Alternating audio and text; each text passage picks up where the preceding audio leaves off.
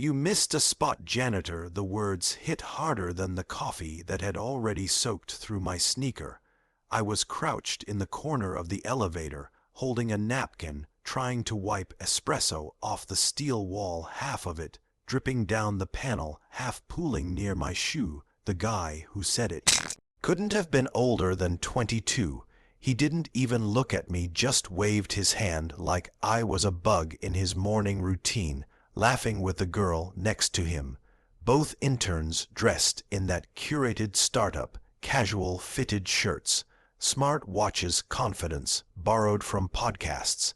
I didn't respond. I nodded, kept wiping, and stored his face away. His name, to Jason. I'd seen it on the intern roster. Loud mouth, always talking over people in the cafeteria, tossing around words like value and culture.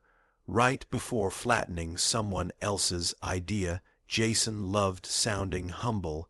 He said things like, "I just want to help." Right after hijacking the room, quoted leadership books. He never finished. Talked about empathy like it was a trend, not a practice. But this moment stuck, not because of the coffee, not even because of the insult, but because of how easily he did it. Like disrespect was nothing like power was your default. I stood up slowly, dropped the napkin in the trash, caught my reflection in the elevator wall. Windbreaker, zipped hair, unstyled badge, plain. I looked invisible, exactly how I wanted, because none of them knew I grew up in Ohio, fixing busted bikes and junk computers in my parents' garage, built redwood systems from a folding table, a second-hand desktop, and a coffee-stained whiteboard. 15 years later, it went public offices everywhere, interviews, awards. Then I stepped away, not because I was done, but because I wanted truth, the kind you don't get when people know your name. So I came back. Without it, no title, no spotlight, just a gray badge that said facilities support. And it worked. I learned who stayed late to help teammates, who treated front desk staff like furniture, who said thank you, who never noticed the people keeping the place alive. Intern season made everything louder. Some were curious, some were kind, some came sharp-edged and entitled. Jason was the loudest that week.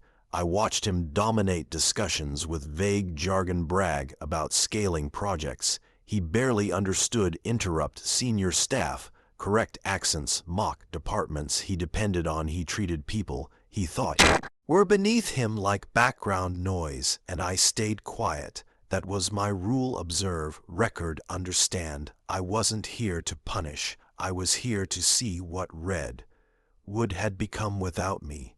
But the elevator was different. It wasn't the worst thing he'd done. It was the clearest, a signal, a crack. That afternoon I sent a short message to the COO asking for 5 minutes at the next all hands, nothing dramatic. Then I printed the intern evaluations. Jason's was glowing, self-written, of course, leadership, mind set, strong communicator, team synergy. I added one note in the margin, observational bias, confirmed when I passed HR later. I said one sentence, check clause 18B.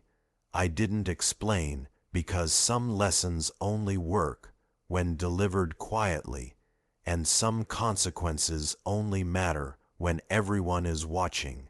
And Jason had no idea that the person he dismissed with a wave of his hand was about to decide whether he belonged in this building at all. And the next time we were in the same room, the elevator would feel very, very small. The next few days unfolded like a slow reveal.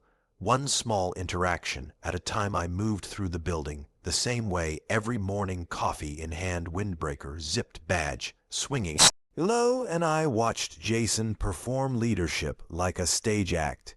He talked the loudest, leaned back in chairs, interrupted without apology, used phrases like thought leader and disruptor, as if volume alone could substitute for substance. I watched him cut off a senior engineer mid-sentence to explain her own system back to her wrong.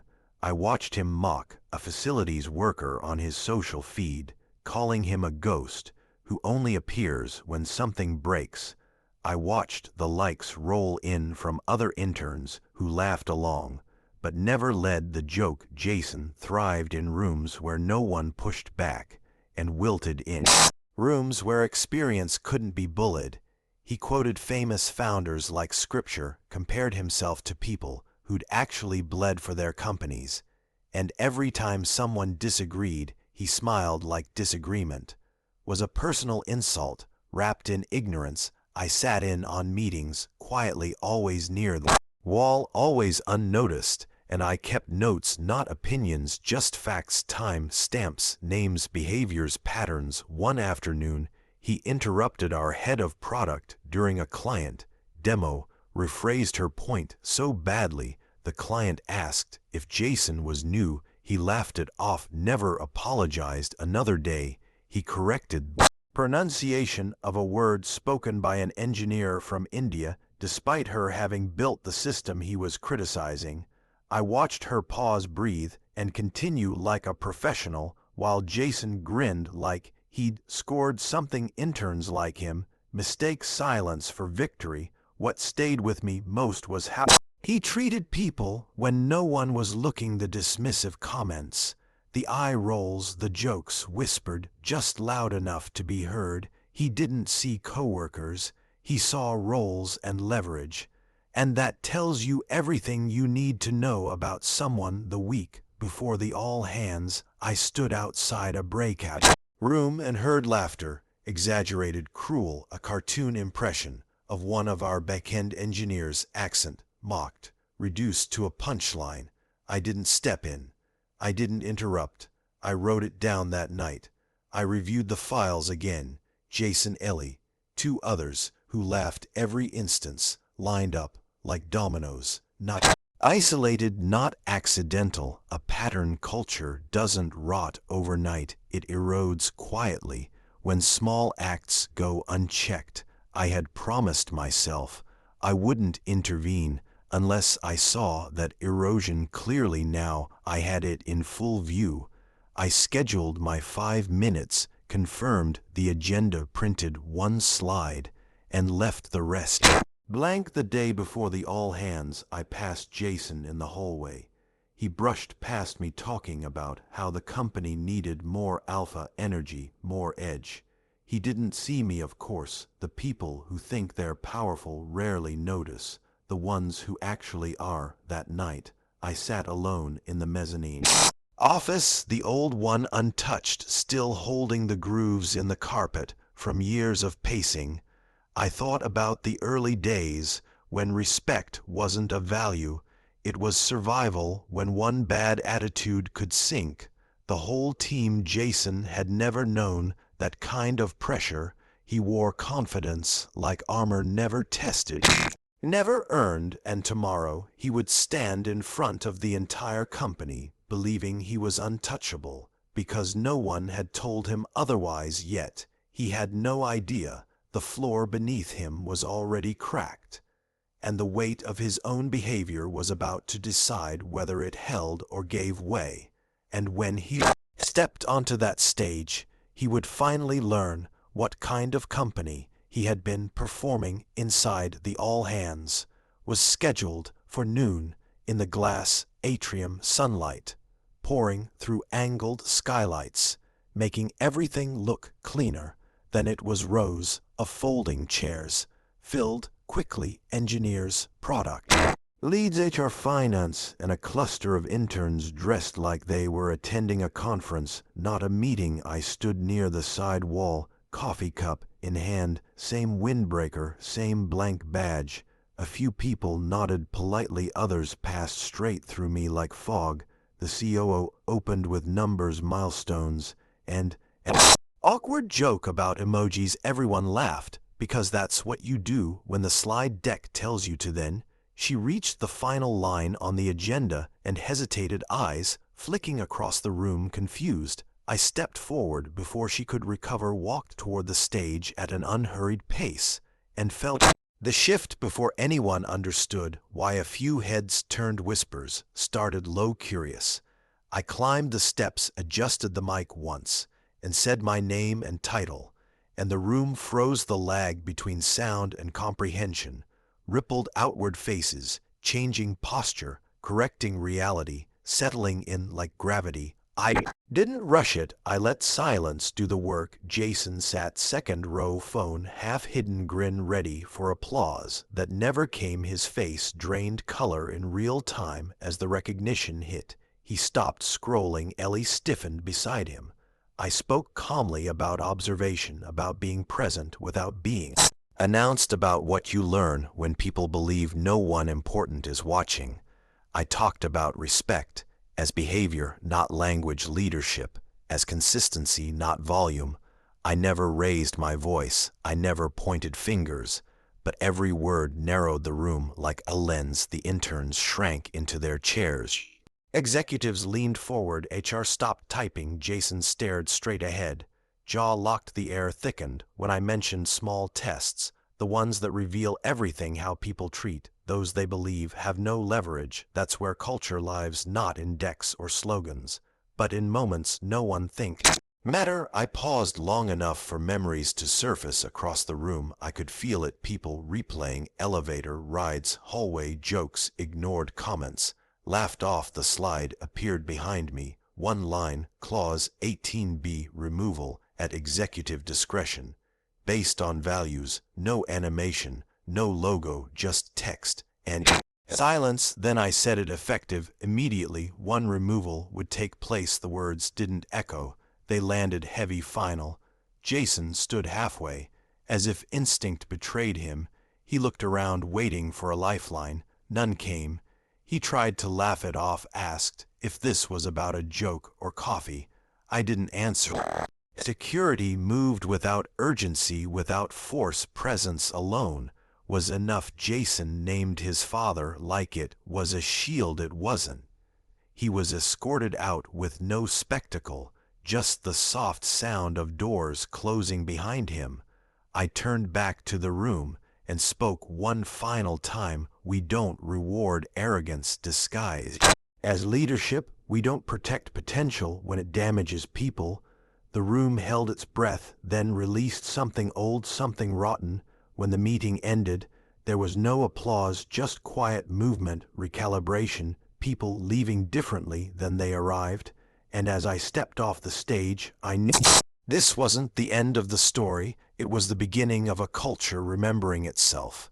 And the next part would be decided not by policy, but by what people did when they thought no one was watching. Again, after the all hands, the building felt different, not louder, not quieter, just recalibrated like a compass snapping back to north. Conversations slowed. Eye contact lasted longer. Doors were held without thinking. I walked the halls the same way I always had, unnoticed by most, but felt by many. People were replaying their own moments, the ones they hoped I hadn't seen, and the ones they were proud I had. A network engineer stopped me by the coffee machine, said thank you without explanation, and walked away. A junior product manager circled back after passing me, said quietly, "He made my teammate cry last week." I didn't know how to report it without sounding weak. I nodded. That was enough. Upstairs, HR moved fast, not frantic, just focused. Files opened, policies, cross-checked names, flagged not to punish, but to protect. The intern who had been mocked in the breakout room submitted a statement without being asked. The engineer, whose accent had been corrected, finally spoke freely in a meeting and wasn't interrupted once. The quiet intern, the one who used to sit at the edge of rooms, started raising her hand, not often, not loud, but when she did, people listened. Culture doesn't shift with speeches. It shifts when people feel safe enough to exhale. I spent that afternoon in the old mezzanine office, reading notes, watching the city through dusty glass, remembering when Redwood was 5 people and a space heater, when ego couldn't survive because survival required trust. Jason hadn't failed because he was confident. He failed because his confidence was empty of care. Entitlement always reveals itself under observation. That night, someone left a small plant on the facilities desk.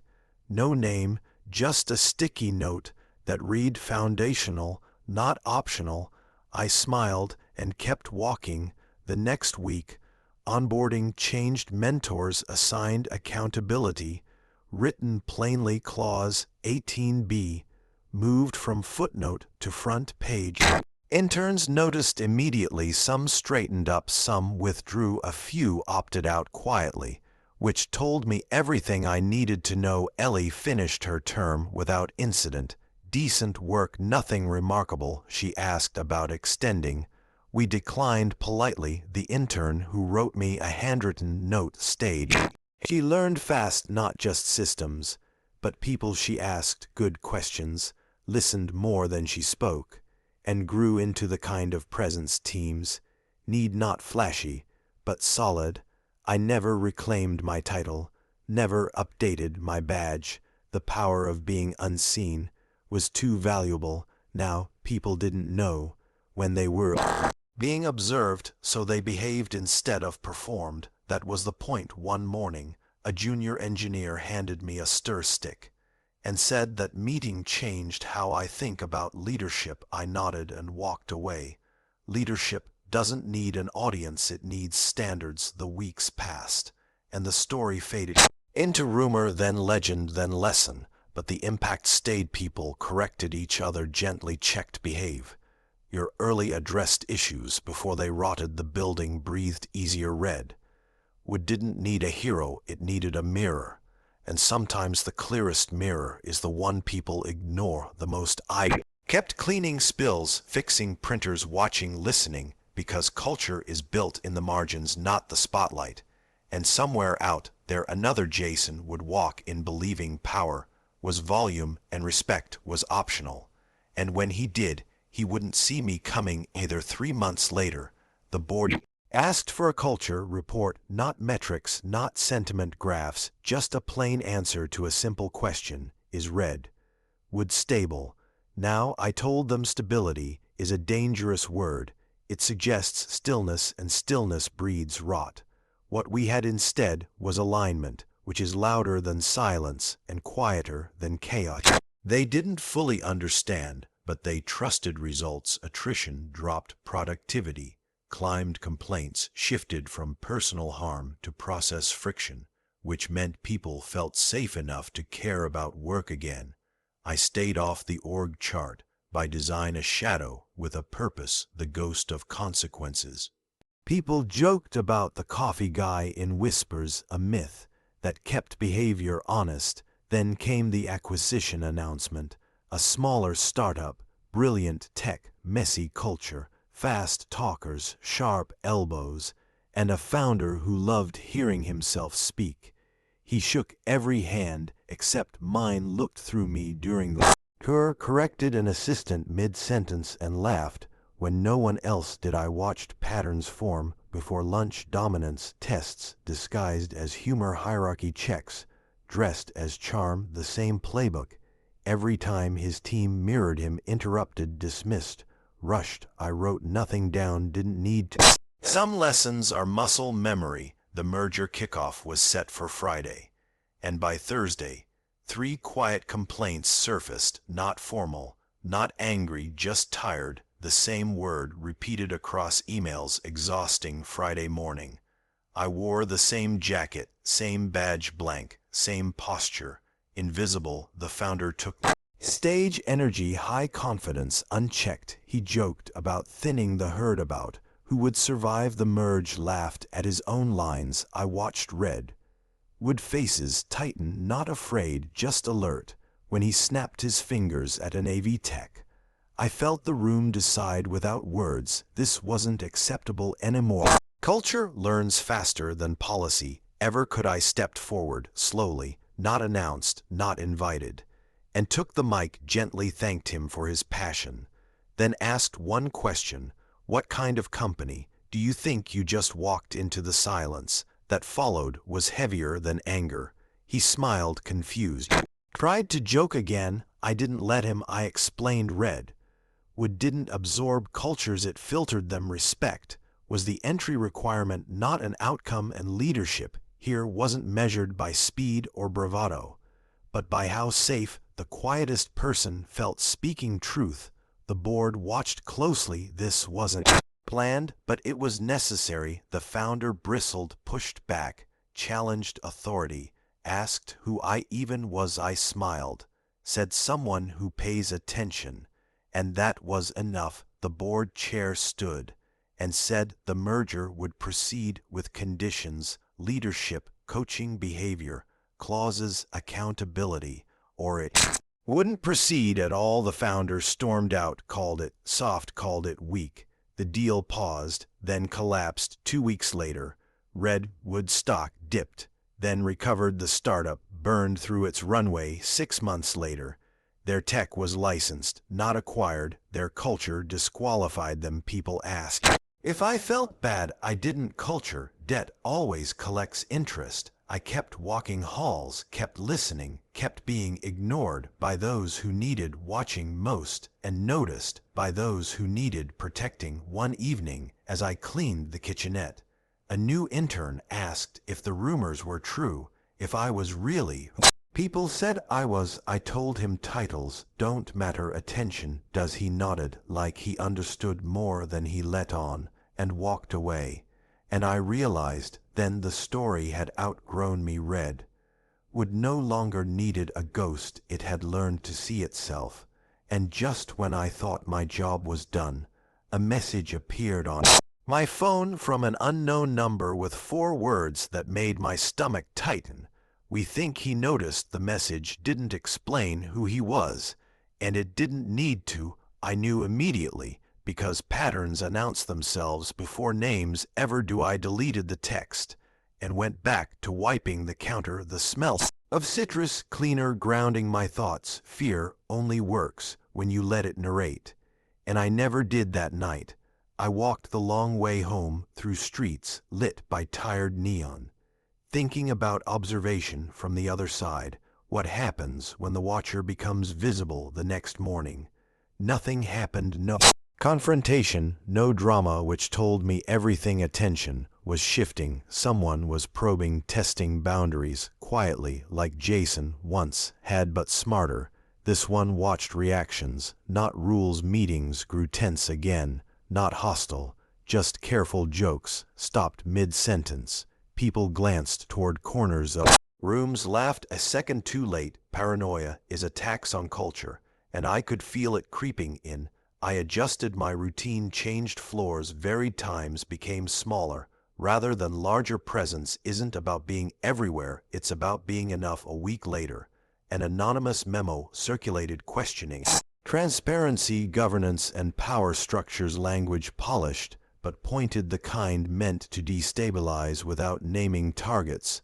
The board forwarded it to me unofficially, asking what I thought. I told them anxiety writes memos, confidence writes conversations. They agreed and did nothing, which was the correct move. Then I saw him, not the founder, not Jason, but a senior hire, recent, quiet, impressive, resume flawless manners, eyes that measured instead of met mine in the reflection of an elevator door.